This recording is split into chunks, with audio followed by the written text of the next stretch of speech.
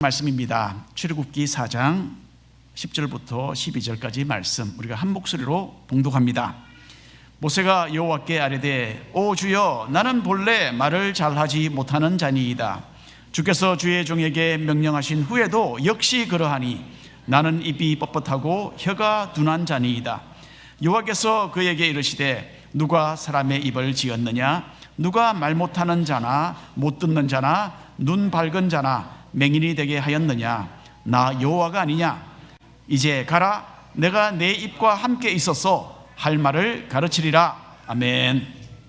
오늘 내가 너와 함께 하리라 라는 이 제목으로서 하나님의 말씀 함께 생각해 보겠습니다. 몇 년 전입니다. 저는 하와이 라디오 복음 방송국에서 전화를 받았어요.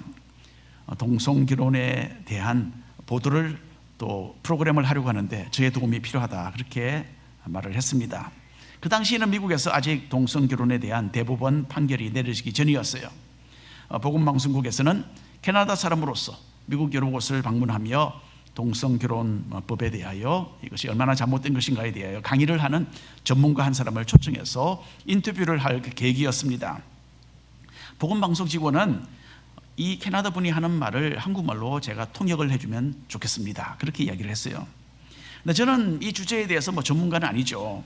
그래서 방송국의 요청에 제가 주저를 했습니다. 그리고는 영어를 한국어로 통역하는 것을 저보다 더 잘할 수 있는 사람들이 있을 것이다 생각이 되어서 제가 사양하려 했습니다.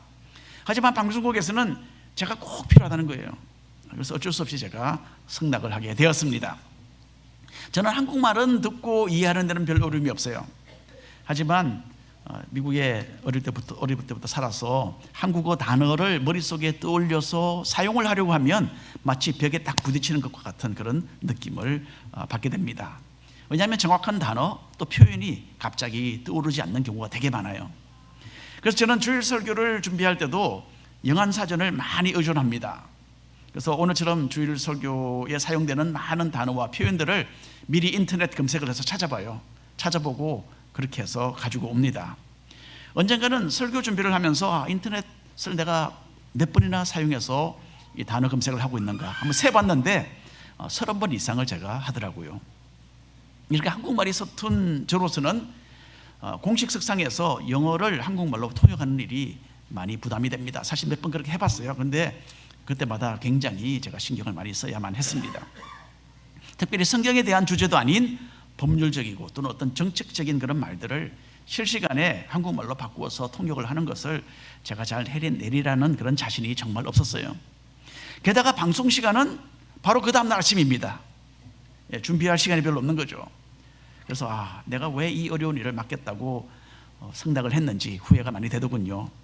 영어를 듣고 이해하는 데는 별 문제가 없겠지만은 그런 전문 용어를 한국어로 곧바로 통역할 수 있을까 걱정이 태산 같았습니다. 그날 밤 저는 마치 설교 준비를 하듯이 인터뷰 통역 준비를 했어요. 인터뷰에서 전문가들이 사용할 만한 미국 용어와 모든 표현들을 예상해 보면서 하나씩 한국말로 검색해서 번역을 하기 시작했어요. 인터넷으로 영한 사전을 막 찾아보면서 한국말을 찾아서 목록을 만들어 갔습니다. 새벽 3시까지 작업을 했어요. 그래서 목록을 완성시켰는데 동성결혼법 법안과 그 정책에 관계된 말을 포함을 해서 모두 해보니까 250개가 되더라고요. 250개 한국 단어를 제가 단어집을 만들었어요. 그러고는 이제 그걸 공부를 했어요. 그리고 그 다음날 아침 일찍 그 단어집을 들고서 방송국으로 향해서 갔습니다. 물론 불안한 마음이 많았죠. 그래서 그 모든 불안과 염려를 잠재우려고 기도도 했습니다. 그러고는 틈틈이 계속해서 이제 제 시간을 기다리면서 계속해서 한국어 단어를 보면서 복습을 하는 거예요. 그 자리에 앉아서. 이 단어들을 필요한 순간에 정확하게 내가 생각을 해내야 되는데 라는 그런 긴장된 마음으로 딱 방송실 안으로 들어갔습니다. 그런데 방송실 안에서는 그날 프로그램을 진행하는 분을 제가 만났을 때에 제가 전혀 예상치 못했던 상황을 제가 대하게 되었어요. 그래서 진행하시는 분은 통역은 자신이 할 테니까 역할을 바꾸자는 거예요. 제가 영어로 이 캐나다 분을 인터뷰를 하고 자기는 그러면 통역을 하면서 진행을 하겠다는 거예요. 그래서 통역자로 제가 거의 밤을 새다시피 해서 준비를 해왔는데 이제는 갑자기 인터뷰를 하는 사람이 된 거예요. 제가 많이 당황을 했습니다. 그래서 한국말을 정말 잘해야 되겠구나라는 것에 온통 집중을 하고 있다가 이제는 생각지도 않았던 인터뷰를 주도하는 그런 역할을 맡게 되었어요. 정신이 좀 멍해져 오는 것을 제가 느꼈습니다. 밤을 거의 새워가면서 마음을 졸이면서 준비를 했던 그 단어집은 이제 갑자기 아무런 쓸모가 없게 되어 버렸어요. 그리고는 생방송 시작 1, 2분을 앞두고 이제는 그 전문가에게 물어볼 인터뷰 질문을 막 급하게 생각을 해내야만 했습니다. 제가 속으로만 진땀을 흘리면서 캐나다에서 오신 그 전문가를 인터뷰를 했어요. 그리고 그 방송이 하와이에서 미국 여러 군데 이렇게 나갔습니다. 저를 알아보는 사람이 없기를 제가 간절히 바라고 그렇게 인터뷰를 했는데, 그리고는 생방송 다 끝났습니다. 그리고 이제 물론 그 동안에는 그 프로그램을 담당하셨던 그 아나운서 분은 영어로 오고 가고 있던 그 인터뷰 내용을 아주 능숙하게 한국말로 통역을 하면서 본인의 또 코멘트도 하면서 잘 진행을 해 나가셨어요. 이렇게 1시간 30분 동안 그 방송을 마치고 나오면서 차라리 잘 됐다, 이게 더 낫구나 라는 마음이 들었어요. 서툰 한국말로 통역을 하는 것보다는 영어로 그분에게 질문을 계속 던지는 것이 더 쉬웠다. 그리고 오히려 그것이 다행스럽게 느껴지기도 했습니다. 많은 염려와 중압감으로 시달리면서 긴장하면서 했지만 실제로는 방송실 안에는 훨씬 더 쉬운 일이 나를 기다리고 있었다라는 것을 그때 알게 되었습니다. 자, 하나님께서는 떨기나무 불 가운데서 모세를 만나 주시며 이스라엘 백성들을 애굽에서 해방시킬 지도자로 세우셨어요. 그때 모세는 잔뜩 긴장을 했습니다. 도무지 그 일을 해낼 수 없을 것 같은 그런 기분이 들었기 때문입니다. 특별히 모세는 자신의 말솜씨에 대하여 자신이 없었어요.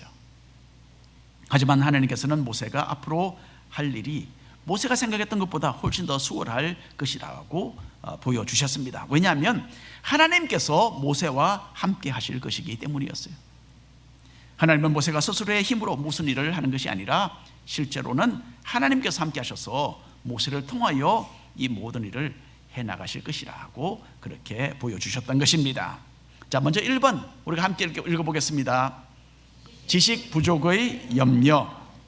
하나님께서 모세를 지도자로 보내겠다라고 하셨을 때에 모세는 내가 어떻게 그 백성들을 이끌을 수 있을까라며 걱정이 태산 같았습니다. 이때로부터 40년 전에 모세는 자기가 그 일을 꼭 해낼 수 있을 것 같아서 시도를 했다가 실패한 적이 있었죠, 그렇죠? 그래서 모세는 동족 이스라엘 백성들이 자기를 인정하지 않고 그리고 따라와 주지 않았던 기억이 생생하게 다시 떠올랐던 것입니다. 그래서 모세는 자기가 민족의 지도자로서 그 일을 해낼 수 없는 그런 이유들을 하나씩 내세우면서 하나님의 부르심에 의문을 제기하게 됩니다. 이렇게 주저하면서 지도자의 자리를 사용하는 모세에게 하나님은 그 많은 염려들을 하나씩 해결해 주셨습니다. 자, 이스라엘 민족의 지도자 되기를 주저했던 모세의 제일 처음 이유는 자기가 하나님에 대하여 아는 것이 없다라는 것이었어요. 이스라엘 민족의 조상 아브라함과 이삭과 야곱 그리고 요셉은 하나님을 잘 알고 섬겼던 사람들입니다.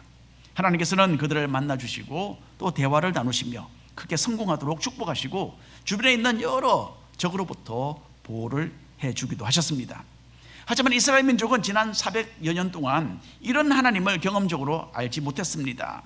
애굽 땅에서 생활하면서 그 땅 사람들의 문화에 융화되면서 자기들의 조상의 하나님에 대해서는 점점 더 멀어만 갔습니다. 부모들에게서 조상의 하나님에 대하여 어렴풋하게 전해 듣기는 했어도 이 하나님의 이름조차도 제대로 기억하지 못하는 그런 민족이 되어가고 있었던 것입니다. 자, 여기에 대해서는 모세도 마찬가지였어요. 이스라엘 백성을 구원하고자 하시는 하나님에 대하여 자기가 충분히 알고 있지 못하다라고 모세는 염려를 했던 것입니다. 자, 출애굽기 3장 13절 말씀 우리가 함께 읽어보겠습니다.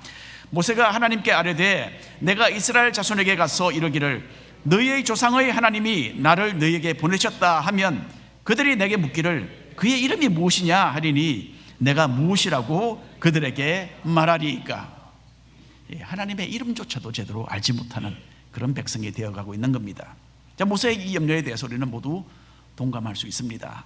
예수님을 믿는 사람으로서 우리는 세상 사람들에게 전도하고 구원의 복음의 말씀을 믿지 않는 사람들에게 전해야 한다라는 것을 잘 알고 있습니다. 그런데 그렇게 하려고 한다면 먼저 크나큰 장벽을 하나 만나게 되죠. 하나님이 누구시고 또 복음의 말씀을 어떻게 사람들에게 설명해야 할지가 좀 까마득하게 느껴지는 것입니다. 내 스스로가 신앙에 대하여 확신이 없고 잘 알지 못하는데 내가 무슨 말로 사람들에게 전도를 할 수 있을까? 그런 염려 생길 수밖에 없는 겁니다. 모세도 이 똑같은 문제를 놓고 염려를 하고 있습니다. 하나님이 세우신 지도자로서 사람들 앞에 탁 나서게 되면 하나님이 누구시고 어떤 분이시냐라는 질문을 받게 되는 것은 당연한 일이었습니다. 모세는 하나님을 잘 알지 못하는 자신의 그 상태를 염려하면서 지도자로서의 그 역할을 주저하고 있었습니다. 이런 모세에게 하나님은 참 친절하고 참을성 있게 자신에 대하여 가르쳐 주십니다. 14절 말씀 읽겠습니다. 하나님이 모세에게 이르시되 나는 스스로 있는 자이니라. 또 이르시되 너는 이스라엘 자손에게 이같이 이르기를 스스로 있는 자가 나를 너희에게 보내셨다 하라. 옛날 사람들은 이름 속에 사람의 성품이 담겨 있고 그 이름이 그 사람을 설명해 준다, 그렇게 생각을 했습니다. 그래서 하나님의 이름은 여호와시죠, 그렇죠? 그래서 이 여호와라는 이름은 있다 아니면 존재한다 라는 단어에서 비롯이 되었습니다. 그래서 하나님은 자신은 스스로 있는 자다, 그렇게 모세에게 설명을 해 주시죠. 애굽 나라 사람들을 비롯해서 세상 사람들이 섬겼던 그 많은 신들은 다 거짓 신들입니다. 이 모든 신들은 실제로는 없는 것들인데 사람들이 상상해서 만들어낸 결과물들이에요. 그 신들은 오로지 사람들의 생각 속에만 존재했던 신들이었어요. 사람이 만들었기 때문에 이 신들은 많은 부분에 있어서 사람과 비슷했습니다. 유사했어요. 인간처럼 태어나서 결혼도 하고 자식을 낳고 죽기도 했습니다. 다만 여러 가지 능력에 있어서는 사람보다 더 월등하게 힘이 있는 것으로 그렇게 상상을 했던 것이죠. 또 이 거짓 신들은 인간처럼 장단점을 가지고 있었습니다. 힘은 세지만은 지혜가 없는 신도 있었고요. 또 용맹했지만 자신의 그 성격을 잘 다스리지 못해서 실수하는 그런 경우도 있었습니다. 그리고 신들은 어떤 특정한 지역에 한정되어서 각각 활동한다, 그렇게 옛날 사람들은 생각을 했습니다. 이와는 반대로 호렙산에서 모세에게 나타나셨던 여호와 하나님은 자신 홀로 실제로 존재하시는 진짜 신이라고 밝히 말씀하고 계십니다. 여호와 하나님은 스스로 계시는 하나님이시지 인간의 상상이 만들어낸 작품이 아닌 겁니다. 하나님은 자신이 이토록 근본적으로 세상의 모든 신들과 다르다라는 것을 보여주셨습니다. 모세는 이렇게 스스로 존재하시는 자신의 조상의 하나님에 대하여 말해야 하는 그 임무를 맡게 되었던 것입니다. 자, 이제 하나님께서 이스라엘 민족의 고통을 돌아보셨고 불쌍히 여기셔서 나타나셨던 거예요. 이 하나님께서 애굽의 종살이에서 이스라엘 민족을 해방시켜 주실 것이고 이전에 그들의 조상들이 살았던 가나안 땅으로 인도하실 것이라는 이 좋은 소식을 모세는 사람들 앞에서 전할 그 사명을 받았던 것입니다. 자, 우리에게도 하나님은 스스로 존재하실 뿐만 아니라 또 우리 가운데 임재하여 계시는 분이십니다.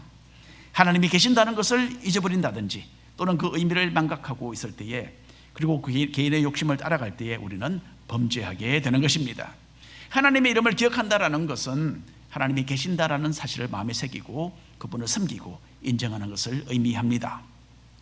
종로로 타던 것에서부터 자유를 주시고 좋은 곳으로 인도하신다는 이 소식은 지금 우리에게도 여전히 적용되는 말씀입니다. 바로 십자가의 복음이죠. 옛날 이스라엘 백성을 애굽에서 해방시키신 하나님은 우리를 죄의 사슬에서 풀어주시고 천국의 빛난 그 영광 가운데로 지금도 인도하고 계신 줄로 분명히 믿으시기를 바랍니다. 2번 함께 읽겠습니다. 지도력에 대한 염려. 모세는 초자연적인 불길로서 활활 타는 떨기나무 앞에서 하나님에 대한 신학 교육을 아주 확실하게 지금 받고 있습니다. 하나님은 세상 어느 신학교에서도 목격할 수 없는 엄청난 광경을 모세의 눈앞에 펼쳐 보여주셨습니다.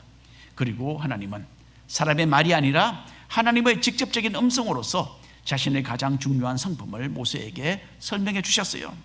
하나님을 잘 알지 못한다라는 이 첫 번째 염려가 해결되었습니다. 이제 모세는 또 다른 염려를 하기 시작합니다. 사람들이 나를 따르지 않으면 어떻게 하나라는 염려였어요. 출애굽기 4장 1절 말씀 함께 읽겠습니다.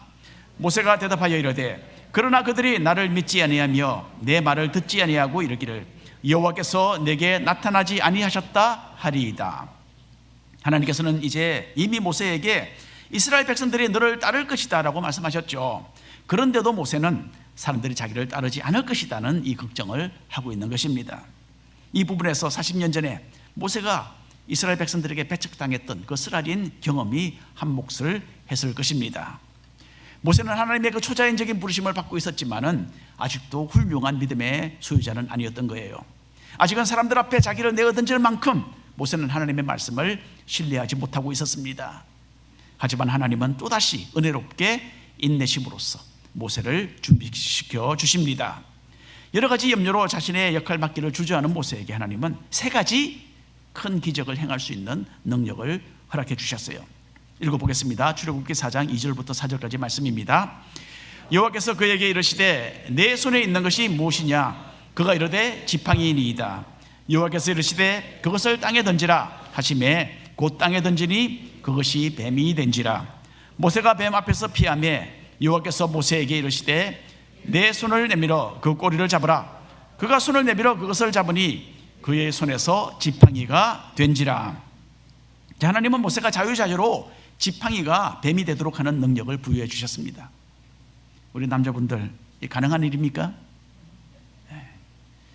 믿으십시오 여러분. 이 온 천지 만물을 무에서 유로 창조하신 하나님이십니다. 그래서 있는 것을 가지고 또 다른 것을 만들지 못하시겠습니까? 분명히 하실 수 있습니다. 자, 그리고 하나님은 뱀을 다시 지팡이로 변하도록 하는 방법으로서 그 꼬리를 잡으라고 말씀하시죠. 본래 뱀을 붙잡으려면 어디를 붙잡아야 됩니까? 머리를 붙잡아야 됩니다. 머리. 왜냐하면 뱀이 사람을 주시하고 공격을 하려고 머리를 들고 있기 때문에 그렇죠. 하지만 모세의 뱀은 달랐던 거예요. 모세의 뱀은 모세를 해하려고 달려드는 그런 뱀이 아니었습니다. 도리어 모세에게 자기의 등을 보여주면서 반대 방향을 앞쪽을 향해서 보면서 모세를 지켜주는 그런 뱀이었던 것입니다. 여기에 대한 내용 설명이 좋은 설명이 있습니다. 애굽 나라 사람들에게 뱀은 정말 중요한 상징적인 의미가 있었어요. 애굽 사람들이 섬겼던 신들 중에서 왓젯이라는 코브라 모양을 가진 여신이 있었습니다. 사람들은 애굽 나라와 애굽 왕 바로를 보호한다고 해서 이 여신을 숭배했습니다. 그래서 예로부터 바로 왕의 왕관에는 이 코브라 여신의 장식이 새겨져 있었던 것입니다. 하나님께서는 애굽의 문화권 속에서 생활하던 사람들이 쉽게 이해할 수 있었던 이 뱀의 상징을 사용하셔서 자신이 이스라엘과 모세의 편이시고 그들을 보호하시는 분이라는 것을 그렇게 명백하게 알리고자 하셨던 것입니다. 자, 6절부터 7절까지 이제 계속 읽겠습니다. 여호와께서 또 그에게 이르시되 내 손을 품에 넣어라 하시매 그가 손을 품에 넣었다가 내어보니 그의 손에 나병이 생겨 눈같이 된지라. 이르시되 내 손을 다시 품에 넣어라 하시매 그가 다시 손을 품에 넣었다가 내어보니 그의 손이 본래의 살로 되돌아왔더라. 그 당시에 나병은 불치의 병이었습니다. 이 두 번째 기적은 나병이라도 고치시는 하나님의 크나크신 능력이 모세와 함께한다라는 것을 증명해 주었습니다. 이 기적은 도무지 불가능한 일이라도 능하도록 하시는 하나님의 권세가 모세에게 주어졌음을 보여주었고요. 하나님은 이 권세를 부여해 주셔서 모세가 지도자로서 사람들을 잘 통솔할 수 있도록 해 주셨던 것입니다. 자, 이제 9절 말씀 함께 읽어보겠습니다. 그들이 이 두 이적을 믿지 아니하며 내 말을 듣지 아니하거든 너는 나일 강물을 조금 떠다가 땅에 부으라. 내가 떠온 나일 강물이 아멘. 하나님께서 모세에게 주신 이 세 번째 기적은 강물을 피로 변하도록 하는 능력이었어요. 나일 강은 애굽 사람들에게는 생명줄이었습니다. 이 강물의 혜택으로 애굽은 농사도 하고 참으로 부강한 나라가 될 수 있었습니다. 그런데 애굽 사람들은 또 나일강을 또 다른 신으로 섬기고 생각하며 섬겼습니다. 그 강물을 신으로 여기고 섬겼던 거예요. 자, 모세가 이스라엘 백성 앞에서 이 세 번째 기적을 보여주었을 때에 강물이 피로 변했잖아요. 모세는 하나님의 능력으로 애굽의 신까지도 처벌하는 아주 위대한 지도자로서의 인정을 받게 되는 것이었습니다. 자, 이제 3번 읽어보겠습니다. 말솜씨에 대한 염려. 자, 하나님으로부터 모든 사람을 깜짝 놀라게 할 그런 능력을 부여받은 모세는 여전히 지도자로 부르시고자 하는 하나님의 뜻에 순종하기를 거부하고 있습니다. 왜냐하면 또 다른 염려가 모세의 마음을 사로잡고 있었기 때문입니다. 모세가 가졌던 이 세 번째 염려는 자기가 말을 잘 할 줄 모르는 사람이라는 것이었어요. 말솜씨에 대한 염려는 하나님께서 지도자로 세우시려는 모세의 발목을 딱 붙잡고 있었던 것입니다. 10절 말씀 함께 읽겠습니다. 모세가 여호와께 아뢰되 오 주여 나는 본래 말을 잘하지 못하는 자니이다. 주께서 주의 종에게 명령하신 후에도 역시 그러하니 나는 입이 뻣뻣하고 혀가 둔한 자니이다. 하나님이 그렇게 엄청난 능력을 부어주셨는데도 모세는 여전히 하나님께서 맡기시는 일을 회피하고 있어요. 아무리 큰 능력을 행한다 하더라도 나는 말주변이 없기 때문에 지도자가 될 수 없습니다. 그렇게 모세는 말하고 있는 것이었어요. 물론 지도자가 어느 정도 언변이 좋아야 한다는 것은 일반적으로 인정되는 사실입니다. 대통령 후보들이 나와서 토론하는 것을 보면 정말 모두 말솜씨 대단하구나 라는 것을 알게 되죠. 그렇죠? 고대 애굽 나라에서도 언변의 중요성이 널리 인정되었습니다. 모세시대 이전부터 애굽에서 고대로부터 전해져 내려오는 이야기가 하나 있어요. 언변 좋은 농부라는 제목의 이 이야기는 거의 한 4,000년 정도 전해져 내려오는 정말 유명한 이야기입니다. 쿤 아눕이라는 이름의 어느 농부는 장사를 하러 시장으로 가는 길에 악한 어느 땅 주인과 마주치게 됩니다. 이 땅 주인은 속임수를 써서 쿤 아눕이 가졌던 나귀와 그 물품을 다 빼앗아 버려요. 쿤 아눕이 항의를 합니다. 그러자 땅 주인은 쿤 아눕을 죽이겠다고 윽박질렀어요. 쿤 아눕은 10일 동안 이 악한 땅 주인에게 왜 자기의 소유를 탈취하는 것이 잘못된 것인가를 설명하며 주장을 합니다. 땅 주인이 결국 소유를 돌려주지 않자 쿤 아눕은 그 지역을 다스리는 지방관에게 가서 호소를 합니다. 지방관은 그 일을 대수롭게 여기지 않고 쿤 아눕의 주장을 묵살시켰어요. 그런데 언변이 좋은 이 한 농부가 여러 날 동안 지방관에게 대단한 말솜씨로 자기의 억울함을 호소하고 있다라는 소식이 애굽 나라의 바로 왕에게 전달이 됩니다. 교육을 받지 못한 평민이 그렇게 능숙하게 시적인 표현을 다 동원을 해서 끝없이 자기의 주장을 펼치고 있다라는 이 사건에 대하여 바로 왕이 큰 관심을 가지게 됩니다. 그래서 왕은 농부의 웅변 내용을 모조리 다 기록하라. 그리고 신하에게 명령을 내립니다. 그리고 바로 왕은 쿤 아눕이 계속해서 말을 이어갈 수 있도록 음식과 그 모든 것을 제공해 주라. 그렇게 지시를 내리게 됩니다. 그만큼 이제 이 사람의 말하는 것을 기록을 남겨야 된다는 거죠. 왕은. 이 언변 좋은 농부는 9일 동안 그 후로 자신의 억울한 그 상황을 화려한 말솜씨로 계속해서 지방관 앞에서 호소를 합니다. 참 대단하죠. 농부는 결국 이 화려한 웅변 실력으로 자기의 정당함을 밝히게 되었고요. 지방관은 그 악한 땅 주인이 빼앗았던 것, 그리고 그 악한 땅 주인이 가졌던 모든 소유를 빼앗아서 쿤 아눕에게 넘겨주고 그 억울함을 갚아주었다라는 그런 이야기입니다. 고대 애굽 나라에서 전해져 내려오는 이 이야기는요, 특별히 그 시대에 사람들이 말솜씨를 얼마나 중요하게 여겼는지를 잘 보여주고 있습니다. 말솜씨가 좋으면 지혜로운 사람이다라는 그런 의미를 거기에 부여해 주었던 것이죠. 그래서 모세는 자기가 이런 탁월한 말의 능력이 없기 때문에 지도자로서 실패하고 말 것이다, 그런 염려를 하고 있는 겁니다. 모세는 떨기나무 불꽃 속에서 하나님을 만난 지금도 여전히 자신은 변함없이 말을 잘하지 못하는 사람이라면서 지도자의 역할을 거절하게 되었던 것입니다. 좀 한심하죠, 그렇죠? 모세. 하지만 하나님은 또다시 인내심을 가지고서 모세의 염려를 달래주십니다. 11절 12절 말씀 함께 읽겠습니다. 여호와께서 그에게 이르시되 누가 사람의 입을 지었느냐? 누가 말 못하는 자나 못 듣는 자나 눈 밝은 자나 맹인이 되게 하였느냐? 나 여호와가 아니냐? 이제 가라. 내가 내 입과 함께 있어서 할 말을 가르치리라. 하나님은 사람의 말하고 듣고 보고 듣는 것이 다 하나님의 권위 아래에 있다라고 모세에게 말씀하셨어요. 그리고는 하나님께서 모세가 무슨 말을 해야 할지를 직접 가르치시겠다 약속을 하셨어요. 그리고 모세를 격려하시면서 지도자로 세워주려고 하셨어요. 여러분, 모세는 지금 3번이나 하나님께 자신의 염려를 말하면서 지도자의 역할을 맡기를 주저하고 있습니다. 그리고 하나님은 3번이나 모세의 이 불신앙을 참으시면서 인내하시면서 이 모든 염려들에 대한 해결책을 제공해 주셨습니다. 크신 하나님께서 이만큼이나 배려를 해 주셨으니까 이제 모세는 지도자로서의 그 역할을 겸허하게 받아들여야 마땅했습니다. 그런데 모세는 또다시 하나님의 부르심에 거절을 하게 됩니다. 13절 말씀 함께 읽어보겠습니다. 모세가 이르되 오 주여 보낼 만한 자를 보내소서. 하나님, 사람 참 잘못 보셨습니다. 나는 도무지 적합한 인물이 되지 못하니까 차라리 다른 사람을 택해서 보내주시면 좋겠습니다. 그렇게 모세가 말을 하고 있습니다. 여러분, 여기서 모세가 겸손한 것이 아니었어요.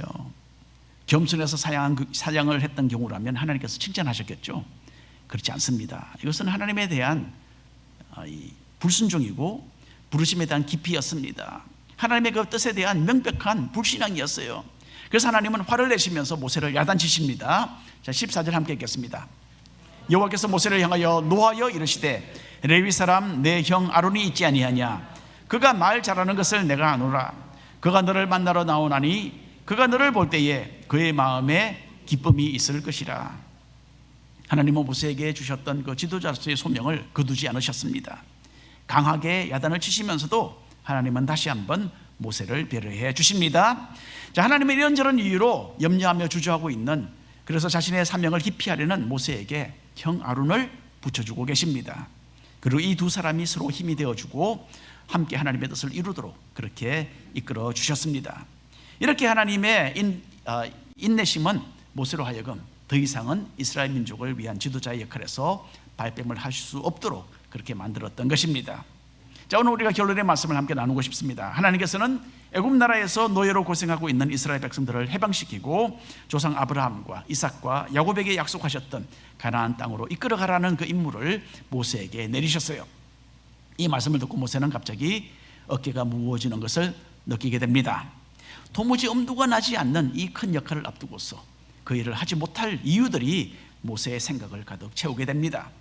온갖 염려들이 꼬리를 물고 마음속에 떠올랐지만은 하나님은 그 모든 문제를 극복해낼 수 있는 해답을 하나씩 제공해 주셨습니다. 신앙생활에 있어서도 비슷한 상황을 우리는 거듭해서 경험하게 됩니다. 이 길로 가면 분명히 영적인 성장이 있고 하나님을 섬기는 기회도 되고 또 우리의 영혼에 참된 만족이 있는데도 우리는 각종 염려와 핑계를 내세우면서 그 길 가기를 거부하는 것입니다. 여러분, 오늘 주님께서 우리에게 무엇을 하라고 말씀하시는지 귀를 기울이시고 한번 들어보시기를 바랍니다. 그리고 나는 주님의 부르심을 회피하기 위해서 어떤 핑계를 늘어놓고 있는지 여기에 대해서도 한번 주의 깊게 살펴보시기를 바랍니다. 니크 부이지치라는 사람이 있죠. 이 사람은 40대 초반의 복음 사역자입니다. 이 사람은 팔다리가 없이 태어났어요. 팔과 다리가 없습니다. 몸뚱아리만 있고 머리만 달려 있어요. 엄마는 닉 부이지치가 태어나자 너무너무 놀라서 쳐다보지도 못하고 아기를 병원에 내버려두고 집으로 돌아갔다고 합니다. 나중에 닉 부이지치 자신도 너무나 낙심되어서 자살을 시도했지만은 발견되어서 구출되었다고 해요. 닉 부이지치의 부모들은 자기들의 그 큰 실망을 극복을 하고 부이지치가 긍정적인 마음을 가지고 살도록 그렇게 길러주었습니다. 닉 부이지치는 처음에는 아무것도 할 수 없을 그런 사람으로 보였어요. 하지만 이 사람은 곧 복음 사역자가 되어서 전 세계를 다니면서 수많은 사람들에게 희망을 심어주고 하나님의 은혜를 전하는 그런 놀라운 사람이 된 겁니다. 책도 여러 권 썼어요. 책도 막 8권인가 썼더라고요. 여러분, 하나님 앞에서 우리가 가져야 할 태도는 무엇입니까? 다만 그분을 신뢰하고 주님께서 제시해 주시는 길을 순종하며 가는 것이죠. 그렇게 할 때 우리는 할 수 없지만은 하나님께서 크나신 능력으로 우리를 통하여 일하신다라는 것을 우리는 경험하게 되는 것입니다. 하나님께서는 자신이 맡기시는 일을 우리가 감당해낼 수 있도록 분명히 우리와 함께 하시는 분이십니다. 그래서 우리에게 꿈을 주시고 또 그 꿈을 이룰 수 있도록 모든 환경도 아울러 조성해 주시는 그 하나님을 의지하면서 힘찬 믿음의 발걸음을 옮겨나가시는 우리 모든 성도님들 되시기를 축원합니다. 기도하겠습니다.